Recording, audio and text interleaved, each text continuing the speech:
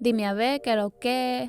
What is up, you guys? Welcome back to my channel. If you're new, my name is Shakira, and today we have another acrylic painting video for you. Here, I was trying something new, and honestly, the result didn't turn out how I wanted, but in the end, after I kept working at it, I really love how the painting turned out, so let's see how I did this.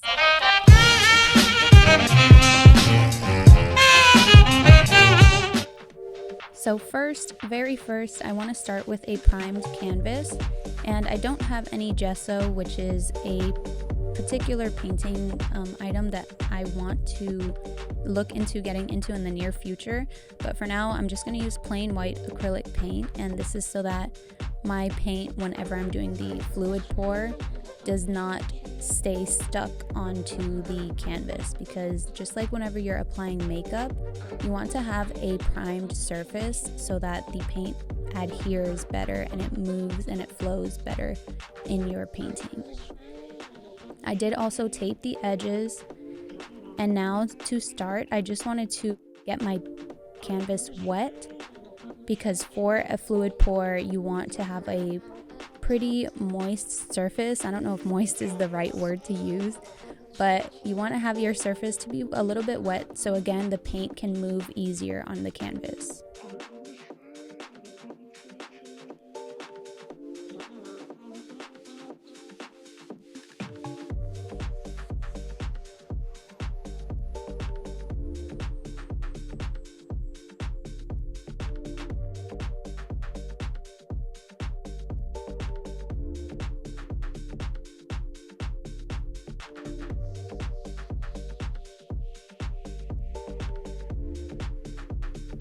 So just using my fingers to spread around the paint. This doesn't have to be super perfect. Again, this is just like a base foundation layer so that the paint can move around better on the canvas anyway. This isn't going to be necessarily seen at the end of the painting. Plus, it's a little bit fun when you use your hands and you get dirty a little bit. Reminds you to enter into your childlike nature. Reminds you to have fun every once in a while. So for the composition of this painting, I wanted to have a diagonal kind of flow to it.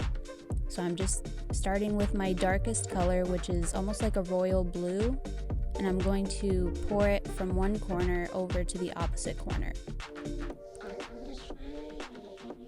followed by an aqua, and then a violet, red-violet color. And then I've taken a little bit of a yellow paint and combined it with some orange and the most beautiful gold mica powdered pigments that I have ever used.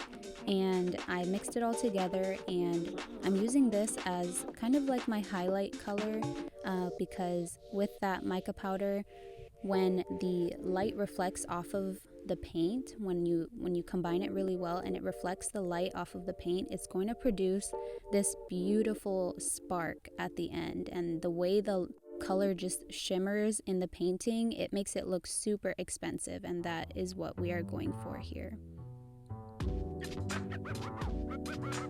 So I'm taking my heat gun to pop any air bubbles. And this is going to be actually the part that I was not expecting to run into in the painting. So I have seen countless people who do acrylic pour paintings, and they just take a hairdryer and blow the paint in the direction that they want to produce the image.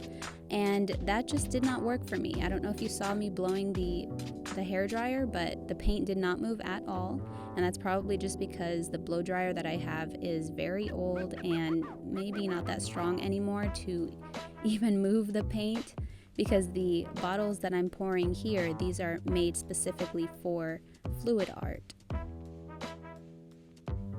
So I figured maybe I just needed to add a little bit more paint onto the canvas. So that's what I'm doing here.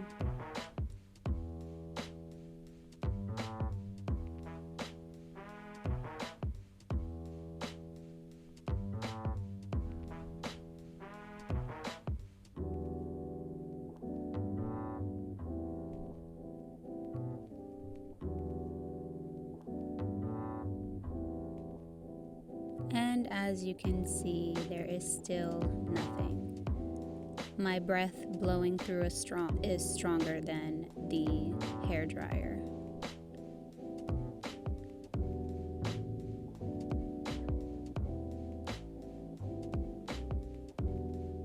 So I guess I just had to work with what I have and work with what was working with me. Don't get me wrong, I do love the look that comes out of using a straw. I think that this method is not super conventional and it requires you to think a little bit outside of the box. So kudos to whoever pioneered this technique by using straws to blow paint. I think it's super cool.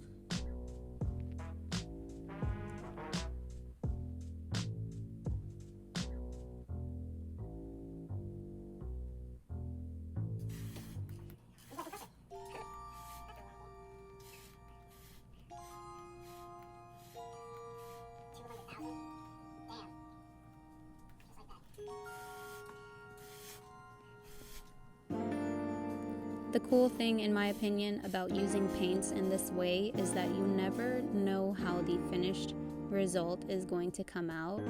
It always keeps you guessing. And it always reminds you to be willing to accept the fluid state that we call life.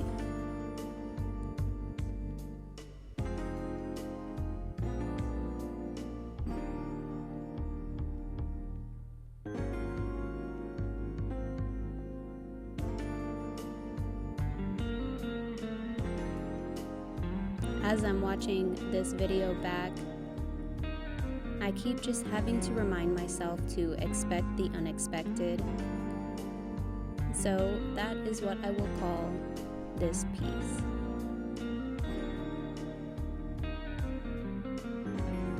We have to be willing to shape and move ourselves with all of the adversities, all of the obstacles and challenges that life puts in our way. Things are not always going to go as planned. Even if you think that you have all of the tools, even if you think you have everything ready the way that you were supposed to,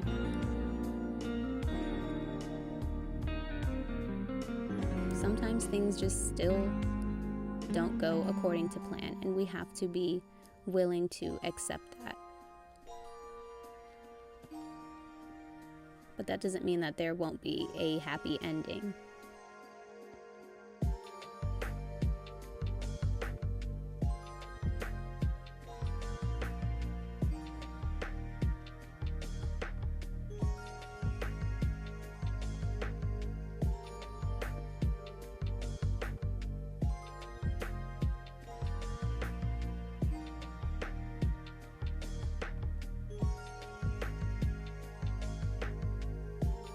Let me know what you guys think in the comments about the painting up to this point.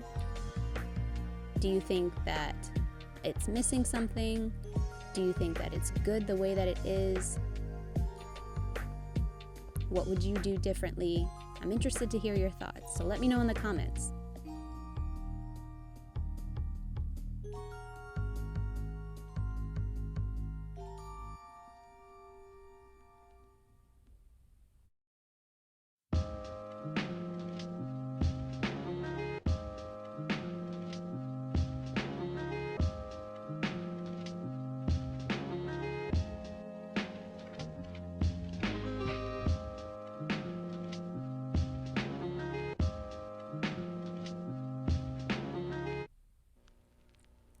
So here I'm just taking a few more minutes to go back and clean up the white spaces, because from using the straw to blow paint, you can tell that's not going to be the most neat process. So in the process, I got some paint splattered on different parts of the canvas that I didn't want it to be. So I'm just taking a paintbrush and some more white paint as needed to clean those parts up.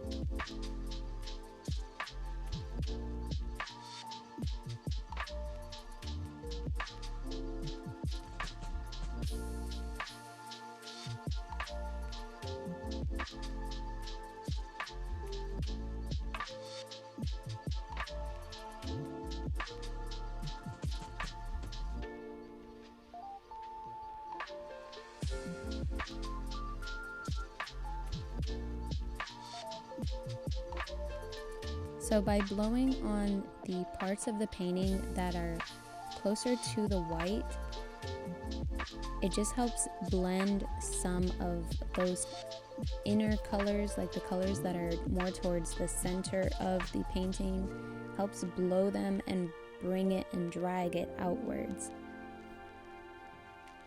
And I feel like that helps guide your eye a little bit better around the painting too, because it starts lightly on the corners where the paint is not focused, and then it still helps tie the entire painting together, because on those opposite corners, that is where all of the paint is, so it's not too stark of a contrast.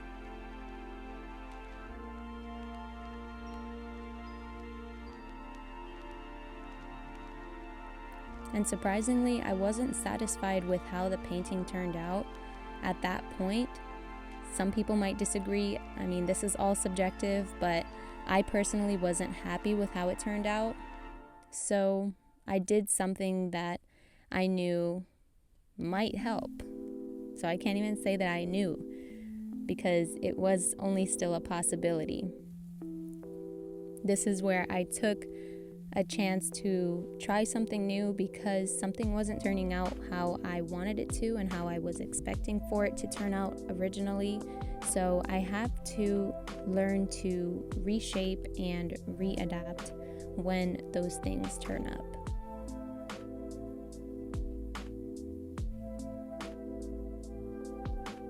I spend a lot of time taking a step back and just looking at a painting and seeing what it looks like. I think this is a really good way to get out of your head a little bit and step into the shoes of the viewer or the observer of the piece of art or the painting or whatever. Because when you spend so much time up close to the canvas, you might be focusing in and zoning in on certain parts more than others, but you have to remember to take a step back and look at the bigger picture. So you will see me constantly taking a pause, just looking at the painting, appreciating where it's at, seeing, okay, where can I make adjustments, where can I make changes.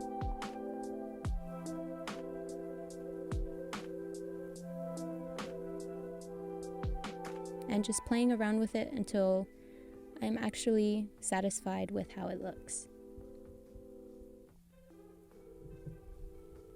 I had a bit of extra paint at the end of my painting because of all the paint that was dripping off of the edge, and I really love those colors. I'm obsessed with jewel tones, and I loved how they also blended together, so I just wrote myself a little message on my workspace.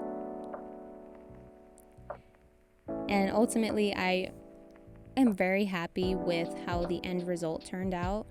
Although it wasn't what I was expecting, like you saw in the middle of this video, I just kept working at it until I was actually happy with how it looked, and not just stopping because I got frustrated or stopping because I was tired of doing the same thing and not having the result that I wanted.